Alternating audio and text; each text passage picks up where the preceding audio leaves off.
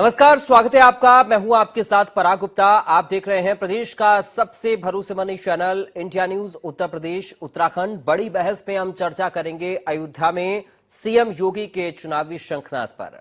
दरअसल अयोध्या में सीएम योगी आदित्यनाथ ने 2024 लोकसभा चुनाव के प्रचार का शंखनाद करते हुए न सिर्फ मोदी सरकार के 9 साल की उपलब्धियां गिनाई, बल्कि विपक्षी दलों पर भी जमकर निशाना साधा।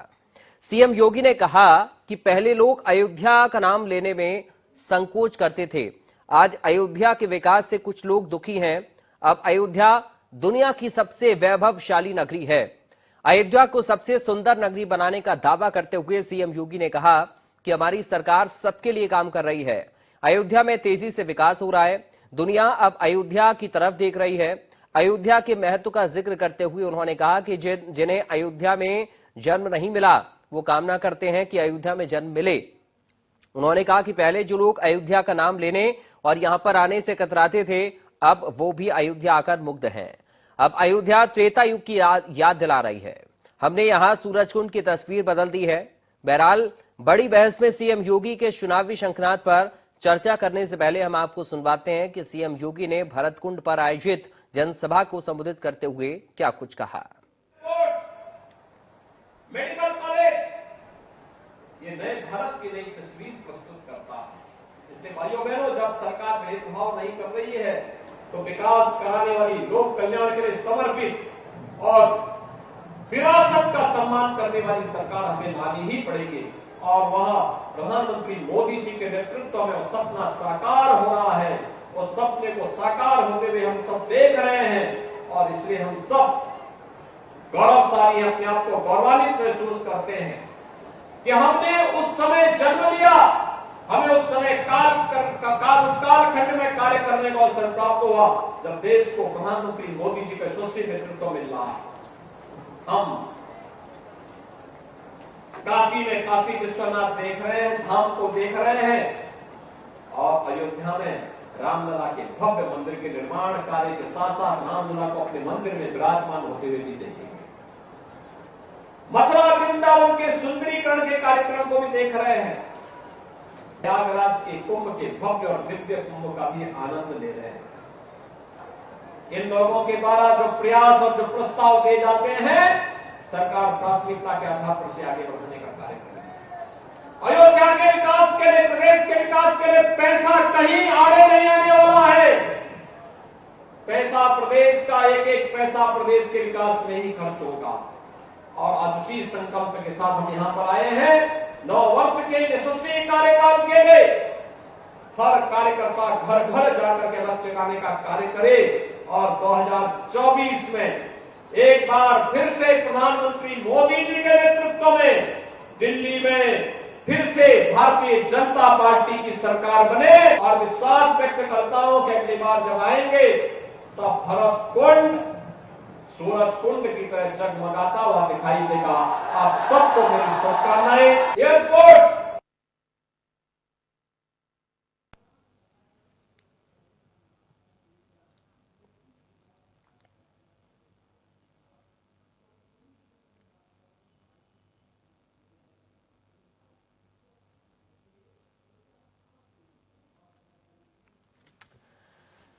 तो मुख्यमंत्री योगी आदित्यनाथ को आपने सुना।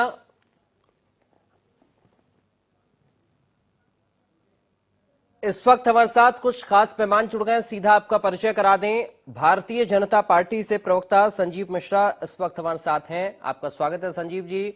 समाजवादी पार्टी से प्रवक्ता फराज गिदवई हमारे साथ हैं। फराज साहब आपका स्वागत है। अजय सिंह चौबे कांग्रेस पार्टी से प्रवक्ता हैं। अजय जी आपका स्वागत है। साथ ही जिया मंजरी हैं राजनीतिक विश्लेषक। जिया मंजरी जी आपका स्वागत है। तो चलिए सबसे पहले हम शुरुआत करेंगे संजीव मिश्रा जी के साथ। संजीव मिश्रा जी, चुनावी शंखनाद समझे अयोध्या की धरती से मुख्यमंत्री योगी आदित्यनाथ का।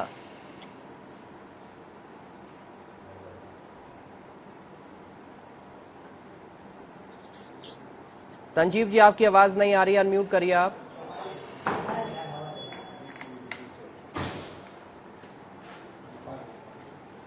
संजीव जी अनम्यूट करिए आप। भारतीय जनता पार्टी आ रही आवाज, हमेशा अपने विकास के कामों को जनता तक पहुंचाती रहती है। हमारा पन्ना प्रमुख से लेकर के बूथ लेवल का संगठन है और हम उस संगठन के माध्यम से अपने जो विकास के काम है वो जनता तक पहुंचाते रहते हैं, उनकी जो समस्याएं हैं उनका समाधान कराते रहते हैं। और मुझे लगता है कि इसी वजह से उत्तर प्रदेश में और देश में डबल इंजन की सरकार भारतीय जनता पार्टी की चल रही है। हमने 2024 के लिए जो चुनाव है लोकसभा का, उसके लिए भी क्योंकि निर्देश है कि 80 में 80 सीटें हमें जीतनी है उत्तर प्रदेश की खासतौर से, तो उसके लिए उत्तर प्रदेश का संगठन, उत्तर प्रदेश के देवतुल्य कार्यकर्ता सब लोग लग गए हैं। और जो हमारे विकास के काम है उन एजेंडे को लेकर के हम घर घर तक पहुंच रहे हैं। ऐसे समय में जहां पर भारतीय जनता पार्टी अपने एजेंडे को लेकर जन जन तक पहुंच रही है, वहीं विपक्ष का काम केवल सरकार का विरोध करना और भारतीय जनता पार्टी के विषय में कुछ टिप्पणियां करना रह गया है। मुझे लगता है कि जनता उत्तर प्रदेश और देश की लगातार 2024 से देख रही है कि जिस तरीके से विपक्ष को सबक सिखाने का काम कर रही है, विपक्ष को आत्मचिंतन करने का काम कर रही है। मुझे लगता है कि आत्मचिंतन अगर उन्होंने किया होता तो जो बयान अब आ रहे हैं इस बीच में, मुझे लगता है उस तरीके के बयान नहीं आए होते। जिस तरीके से गठबंधन करने लगे जाते हैं जब चुनाव आता है, तो ये टेक्निकली ये लोग जो है एक्सपेरिमेंटल काम करते हैं। मैंने तो देखा कि 2017 में जो सपा का और कांग्रेस का उत्तर प्रदेश में गठबंधन हुआ तो ये हुआ कि जब हमारा काम बोलता है अब हमारी सरकार बनेगी। 17 में क्या हुआ सबने देखा। 2019 में सपा और बसपा का गठबंधन हुआ तो पता चला 80 में 80 सीटें हमारी, बाकी किसी को कुछ मिलेगा ही नहीं। मैं लगातार देखता आ रहा हूँ। अभी 10 मार्च 2022 को उत्तर प्रदेश की विधानसभा का रिजल्ट आया और ऐसा लग रहा था कि 2 महीने पहले से ही कह दिया कि साहब हमारी पार्टी में किसी और को हम नहीं लेंगे क्योंकि हम सरकार बनाने जा रहे हैं, मुख्यमंत्री की शपथ लेने जा रहे हैं। मुझे लगता है कि इस तरीके की गलतफहमियों को उत्तर प्रदेश की जनता ने नकार दिया है और उत्तर प्रदेश ने लगातार मैंडेट दिया है भारतीय जनता पार्टी को, क्योंकि भारतीय जनता पार्टी की नीतियां और जो भारतीय जनता पार्टी के कार्यक्रम है वो जनता को समझ में आ रहा है कि यही पार्टी हमारे लिए काम कर सकती है, बाकी सब लोग छलावा करते हैं। क्योंकि मैं एक बात और कहना चाहूंगा, समाजवादी पार्टी ने 2012 में कहा था कि हमारी सरकार बनेगी, हम मुसलमानों को आरक्षण देंगे। उन्होंने कहा था हम हाई स्कूल के बच्चों को टैबलेट देंगे, लेकिन 5 साल की सरकार में जहां मुसलमानों के साथ धोखा किया वहीं नौजवानों के साथ भी धोखा किया। और हाई स्कूल के बच्चों को तो इसलिए टैबलेट नहीं दिया क्योंकि वो वोट नहीं देने वाले के अधिकारी थे उस समय, लेकिन जब वो वोट देने के अधिकारी हुए तो उन्होंने समाजवादी पार्टी को सही सबक सिखाया और इसीलिए 50 के नीचे 47 पे आ गई थी समाजवादी पार्टी। फराज साहब, योगी आदित्यनाथ कह रहे हैं कि त्रेता युग की याद दिला रही है अयोध्या नगरी। जो आज की अयोध्या है वो त्रेता युग की याद दिला रही है और कुछ लोग अयोध्या का नाम लेने से कतराते थे, अयोध्या आने से कतराते थे। आज देखिए अयोध्या की जो पहचान है वो वैभवशाली नगरी के रूप में दुनिया में विख्यात हो रही है। पराग जी देखिए, मैं क्योंकि आपकी ये डिबेट बस 20 मिनट की है तो मुझे लगता है कि एक ही बार मेरा नंबर आएगा, तो मैं अपना ये जवाब 3 पार्ट में दूंगा। पहली बात तो ये है कि जो अभी आप योगी जी ने अयोध्या से शुरुआत की है, देखिए अभी रिसेंट इलेक्शंस हुए कर्नाटका में, वहां पे हनुमान जी ने इनको किस तरह से उनके आशीर्वाद से इनको हार मिली और ऑपोजिशन को जीत मिली, आप सबने देखा। और अब जबकि लोकसभा के इलेक्शंस होने जा रहे हैं तो भगवान राम भी जो हैं वो आशीर्वाद विपक्ष को देंगे। और क्योंकि इन लोगों ने जनता के खिलाफ जो पिछले 9 साल में काम किए हैं, जो हिंदुस्तान की, भारत की जो 140 करोड़ जनता है, उनके जो अभी ये हमारे भाई जो बता रहे थे कि बहुत सारे इन्होंने विकास के काम किए लेकिन एक भी विकास का काम ये बता नहीं पा रहे थे, तो बहरहाल भगवान राम भी ये सब देख रहे हैं और उसी तरह से इनको जवाब मिलेगा 2024 में जिस तरह से इनको कर्नाटका में मिला है पहली बार। दूसरी बात पराग जी, अभी पिछले 9 साल की बात माननीय मुख्यमंत्री जी कर रहे थे, हमारे भारतीय जनता पार्टी के प्रवक्ता भी कर रहे थे जी। लेकिन इस देश ने पिछले 9 साल में एक बहुत ही बेतरतीब नोटबंदी देखी, जिससे हम लोगों ने देखा कि हजारों करोड़, लाखों करोड़ों लोग लाइन में लगे रहे और पता नहीं कितनी वहां पे मौतें भी हो गई लाइन में लगने के चक्कर में और कितने न जाने बिजनेस तबाह हो गए। इस देश ने पिछले 9 साल में एक बहुत ही घटिया कोविड मैनेजमेंट देखा, जिससे लाखों लोग बिना ऑक्सीजन के तड़पते रहे और उनकी मौत हो गई और पता नहीं कितने घर उजड़ गए।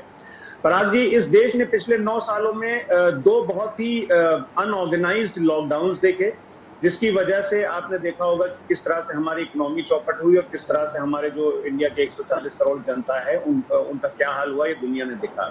इस देश ने पिछले 9 साल में 3 काले कृषि कानून देखे और इस देश ने देखा कि इस देश का तानाशाह किसानों के आगे झुका, जो किसानों को आंदोलनजीवी कहता था। इस देश ने पिछले 9 सालों में महाराष्ट्र, कर्नाटका और मध्य प्रदेश में लोकतंत्र की हत्या होते देखा। इस देश ने देखा कि किस तरह से इन 3 राज्यों में चुनी हुई सरकारों को गिरा करके, खरीद फरोख्त करके, हॉर्स ट्रेडिंग करके भारतीय जनता पार्टी ने लोकतंत्र की और संविधान की हत्या की। इस देश ने पिछले 9 सालों में अमीर को अमीर और गरीब को गरीब होते देखा।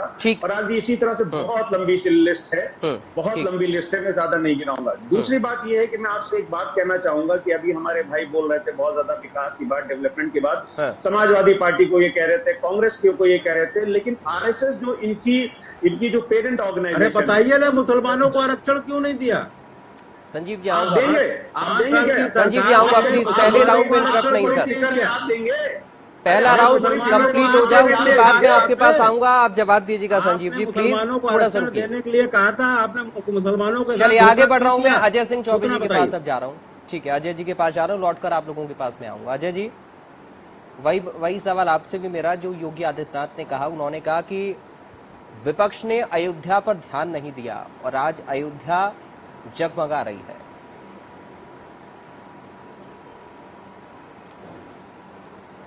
अजय जी सर, सबसे पहले तो मैं रिक्वेस्ट आपसे करना चाहूंगा, अब आ रही सर? जी जी बोलिए बोलिए। हेलो, बोलिए सर, आ रही है अब। सर सबसे पहले मैं आपसे रिक्वेस्ट करना चाहूंगा कि आप मेरा नाम करेक्ट कर लीजिए, अजय चंद्र चौबे। सर माफी चाहूंगा, चौबे के बीच में सिंह का कहीं कोई मतलब नहीं होता है जी। दूसरा यह है कि जो आपने प्रश्न किया है, भारतीय जनता पार्टी की जो सरकार प्रदेश और देश में चल रही है, वो एक तरह से भाषणजीवी, जुमलाजीवी और अति आत्ममुग्ध और सेल्फीजीवी सरकार है। हर काम में जो है वो श्रेय लेने की एक होड़ मची रहती है। तो निश्चित तौर पे माननीय मुख्यमंत्री जी के इस शासन काल में जो प्रदेश में घटनाक्रम हुए हैं, वो त्रेता युग के राम के कार्यकाल का ही याद दिला रहे हैं कि अयोध्या की बेटी के साथ बुंदेलखंड विश्वविद्यालय में होटल टूरिज्म विभाग के प्रोफेसर प्रतीक अग्रवाल रेप करते हैं, मात्र सस्पेंशन की सजा होती है, 3 सदस्यीय कमेटी बनती है, सिर्फ लीपापोती होती है और एन केन प्रकार बलात्कारी को बचाए जाने का ही यत्न भारतीय जनता पार्टी की सरकार करती रहती है, कोई यत्न नहीं होता है।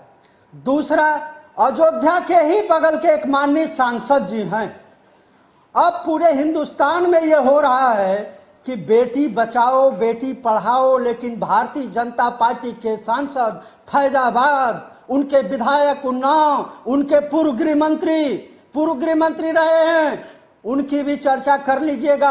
हाथरस में बेटी के साथ क्या हुआ था, निश्चित तौर पे वो जंगल राज भारतीय जनता पार्टी की सरकार में जो चल रहा है, निश्चित तौर पे वो रावण राज दिखाई दे रहा है माननीय योगी आदित्यनाथ जी के नेतृत्व में, कि संरक्षण चल रहा है, पूरे किसानों को खतरा है, किसानों के हजारों किसानों के जान चली गई, मतलब अपना हक मांगने में गाड़ियों से कुचल दिया गया।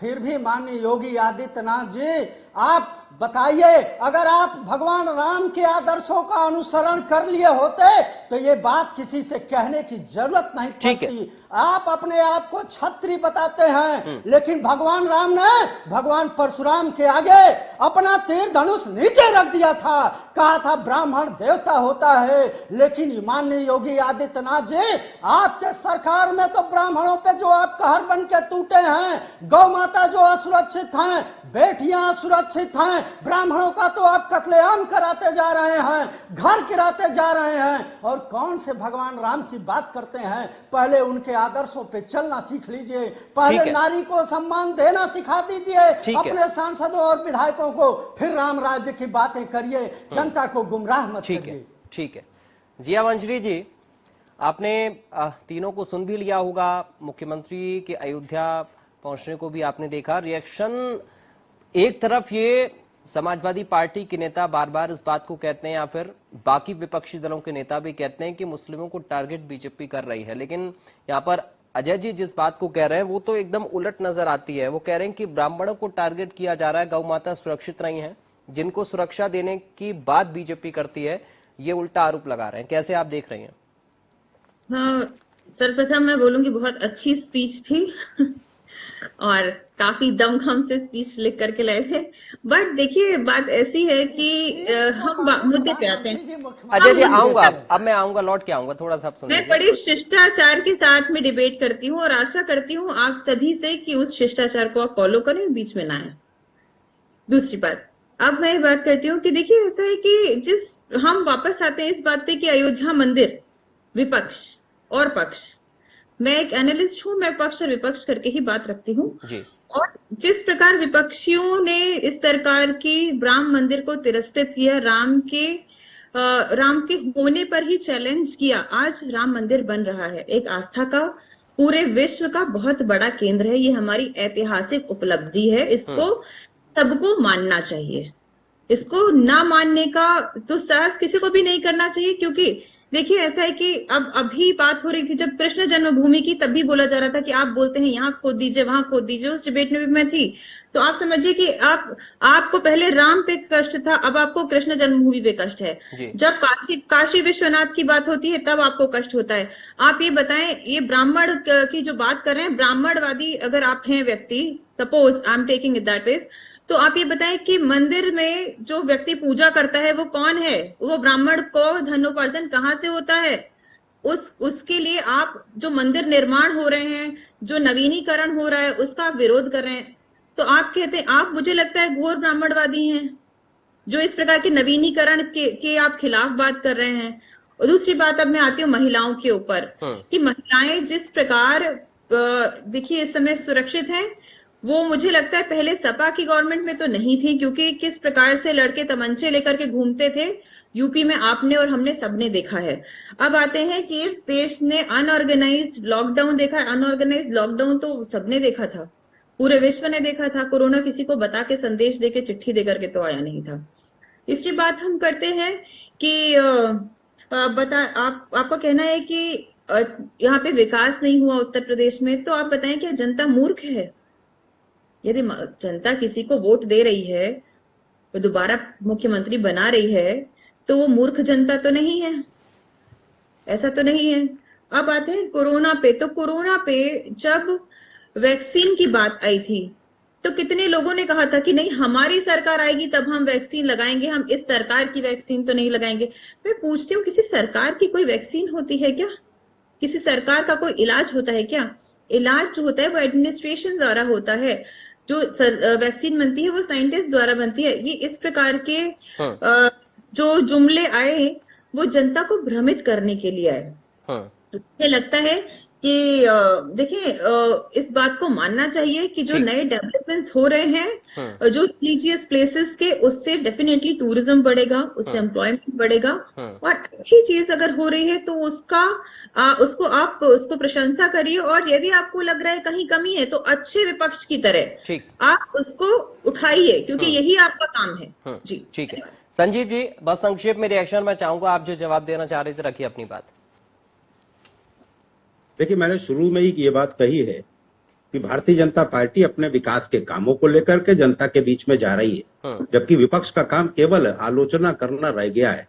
ये बात मंजरी जी ने बहुत सही कही है कि जिस समय कोविड का कार्यकाल चल रहा था, उस समय वैक्सीन के लिए एक राष्ट्रीय अध्यक्ष ने, एक क्षेत्रीय दल के राष्ट्रीय अध्यक्ष ने ये बात कही थी कि भारतीय जनता पार्टी की वैक्सीन है, मैं नहीं लगवाऊंगा, और पीछे जाकर के अपने आप ही वैक्सीन लगवा के भी आए थे। ये भ्रमित करने वाले लोग हैं। इन्होंने मुसलमानों को भी भ्रमित किया, इन्होंने नौजवानों को भ्रमित किया, इन्होंने पूरे देश की जनता को, प्रदेश की जनता को भ्रमित करने का काम किया। लगातार जनता इनको जवाब दे रही है, लेकिन इनको मुझे लगता है कि समझ में नहीं आ रहा है। तो 2024 में जब इनका खाता नहीं खुलेगा उत्तर प्रदेश में, तब समझ में आए। ठीक है, चलिए फराज साहब बस संक्षेप में एक फाइनल उत्तर। कह रहे हैं कि पहले तो आप लोगों ने नकार दिया राम को, और अब आप कह रहे हैं कि अयोध्या जब मुख्यमंत्री जाते हैं तो उस पर सवाल खड़े करते हैं। देखिए, मुख्यमंत्री जी इस प्रदेश के मुख्यमंत्री हैं और वो अयोध्या जाएं, काशी जाएं, बाराबंकी जाएं, लखनऊ जाएं, ये उनके अपने विवेक पे है। दूसरी बात, राम को नकारने का तो कोई सवाल नहीं उठ सकता है। वो इमाम हिंद थे, हम सब मर्यादा पुरुषोत्तम थे और हैं, तो ये तो गलत बात है। मैं जिया मंजरी जी को, because she is a lady, तो मैं उनको एक जवाब देना चाहूंगा। अभी उन्होंने बोला कि देखिए महिलाएं यहाँ बहुत ज्यादा सुरक्षित हैं, तो मैं आपकी नॉलेज के लिए बता दूं जिया जी कि उत्तर प्रदेश में, पूरे इंडिया में अगर मैक्सिमम क्राइम अगेंस्ट वुमन हुए हैं, ये मैं नहीं बोल रहा हूँ, ये एनसीआरबी का डेटा बोल रहा है। Madam, please let me speak. Gayatri Prajapati जैसे बलात्कारी को मंत्री बनाया था इन्होंने। चलिए, मैं उस पॉइंट पर अब नहीं जा रहे हैं, नहीं जा रहे हैं, ठीक है। चलिए ठीक है सर, प्लीज समय चूंकि खत्म हो रहा है मेरे पास। अजय जी के पास मैं संक्षेप में एक फाइनल उत्तर लेने के लिए जा रहा हूँ। अजय जी, नहीं, आपको मुझसे उत्तर लेना पड़ेगा क्योंकि जिया मंजरी नहीं, आपने उत्तर दे दिया। अब मैं एनसीआरबी के आंकड़ों पर चर्चा तो नहीं करूंगा ना अपने इस डिबेट में, प्लीज। अभी वो टॉपिक हमारा नहीं है, अभी वो हमारा टॉपिक नहीं है, प्लीज। अजय जी, चलिए ठीक है, प्लीज थोड़ा सा रुकिए।